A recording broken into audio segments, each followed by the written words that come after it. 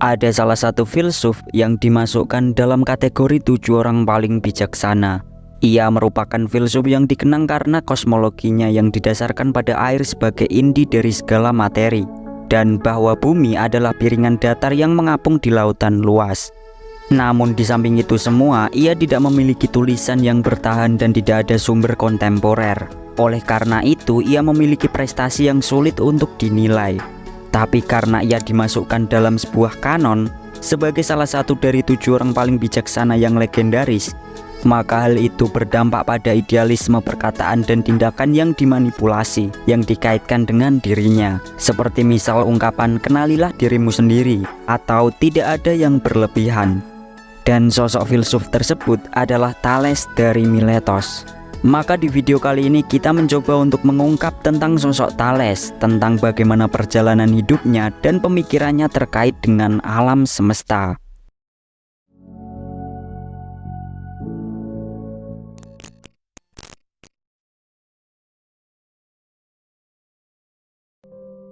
Thales adalah seorang filsuf yang lahir antara tahun 624 atau mungkin 625 sebelum Masehi. Ia lahir di kota Miletos, sebuah kota yang menjadi tanah perantauan orang-orang Yunani di Asia Kecil. Kehidupan di kota Miletos yang sangat makmur memungkinkan orang-orang di sana untuk mengisi waktu dengan berdiskusi dan berpikir tentang segala sesuatu. Hal tersebut menjadi awal dari kegiatan berfilsafat, sehingga tidak mengherankan bahwa para filsuf Yunani pertama lahir di tempat tersebut. Thales dimasukkan ke dalam tradisi filsafat Ionian, mazhab Miletos, dan juga filsafat alam. Ia sendiri memiliki minat utama di bidang etika, metafisika, matematika, dan astronomi. Selain itu, ia juga memiliki gagasan penting, yakni bahwa air adalah prinsip dasar dari segala sesuatu, dan mengenai teorema Thales. Thales mengawali sejarah filsafat barat pada abad ke-6 sebelum Masehi. Karena sebelum itu pemikiran orang-orang Yunani dikuasai cara berpikir mitologis dalam menjelaskan segala sesuatu. Munculnya pemikiran Thales dianggap sebagai kegiatan berfilsafat pertama karena mencoba menjelaskan dunia dan gejala-gejala di dalamnya tanpa bersandar pada mitos, melainkan pada akal atau rasio yang dimiliki manusia. Selain itu, ia juga dikenal sebagai salah seorang dari 7 orang bijaksana yang oleh Aristoteles diberi gelar sebagai filsuf yang pertama. Selain sebagai filsuf, Thales juga dikenal sebagai ahli geometri, astronomi, dan politik. Namun sayangnya, Thales tidak meninggalkan bukti-bukti tertulis mengenai pemikiran filsafatnya. Pemikiran Thales kebanyakan bisa didapat dari tulisan Aristoteles tentang dirinya. Di lain hal, Aristoteles juga mengatakan bahwa Thales adalah orang pertama yang memikirkan tentang asal mula terjadinya alam semesta. Karena itu, Thales juga dianggap sebagai perintis filsafat alam. Secara kehidupan, Thales adalah seorang saudagar kaya yang sering berlayar ke Mesir. Di Mesir, Thales mempelajari ilmu ukur dan membawa ilmu tersebut ke Yunani. Ia dikatakan dapat mengukur piramida dari bayangannya sendiri. Selain itu, ia juga dapat mengukur jauhnya kapal di laut dari bibir pantai. Kemudian Thales menjadi terkenal ketika ia berhasil memprediksi terjadinya gerhana matahari pada tanggal 28 Mei tahun 585 sebelum Masehi. Ia berhasil memprediksi gerhana matahari karena dirinya mempelajari arsip atau catatan-catatan astronomis yang sudah ada dan tersimpan di Babilonia sejak 747 sebelum Masehi.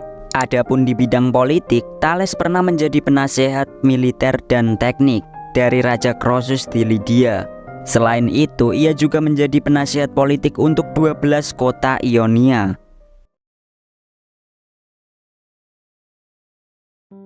Alam adalah sesuatu yang ada di langit dan di bumi, atau bisa dikatakan sebagai lingkungan kehidupan. Segala sesuatu yang termasuk ke dalam satu lingkungan dan dianggap sebagai sebuah kesatuan utuh. Sementara alam yang dimaksud dalam konteks Thales adalah seluruh yang berada di langit dan di bumi. Filsuf pada era awal seperti Thales berusaha untuk membuktikan sebuah kejadian alam dengan logika dan sains. Bagi para filosof pertama dari Ionia, pertanyaan yang utama mereka tanyakan adalah apakah yang merupakan substansi asli yang tidak berubah-ubah, yang mendasari semua perubahan dalam alam semesta yang kita kenal ini. Pertanyaan tersebut muncul karena mereka kagum akan keteraturan dan ketertiban yang terjadi di alam. Thales sendiri mengisyaratkan bahwa akal manusia tidak merasa puas dengan keterangan dari dongeng, mitos, dan agama yang irasional, dan tidak dapat dibuktikan dengan akal sehat manusia, serta tidak dapat memperkuat akal manusia.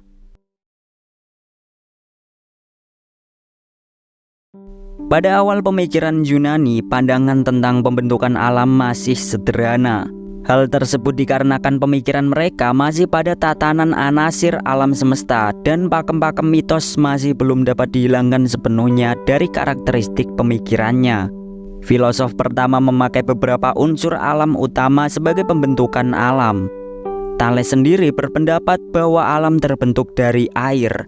Pemikiran Thales didasari atas pengalaman-pengalamannya bahwa tiap kehidupan di bumi sangat membutuhkan air. Tumbuhan, hewan, dan manusia membutuhkan air untuk dapat bertahan hidup dan tumbuh. Air menjadi komponen utama pembangunan alam. Hal ini didapatkan Thales setelah ia mempelajari dari bangsa Mesir tentang ketergantungan mereka pada Sungai Nil sebagai jantung kehidupan masyarakat. Menurut Thales, air adalah prinsip dasar segala sesuatu. Air telah menjadi pokok dan yang paling utama dari segala-galanya di alam semesta. Air dapat mengalir dan membentuk dirinya sendiri tanpa ada hambatan dan gangguan dari luar. Pendapat Thales terhadap pembentukan alam juga tidak dapat dipisahkan dengan argumennya bahwa segala sesuatu di jagat raya memiliki jiwa. Bukan hanya makhluk hidup saja yang memiliki jiwa, namun juga benda mati sekalipun. Argumen Thales didasarkan pada pengalaman dan pengamatannya terhadap magnet yang dapat menarik besi. Thales dalam menemukan gagasan ini memang telah menjauhi mitos-mitos yang ada dan berpikir secara logis dan rasional. Pemikiran ini dianggap oleh Aristoteles sebagai perintis filsafat alam pertama yang ada.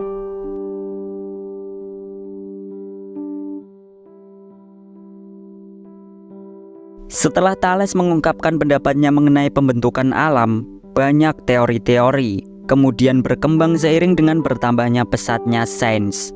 Awalnya perkembangan alam semesta diinisiasi oleh elemen alam utama, yaitu air, api, angin, dan tanah.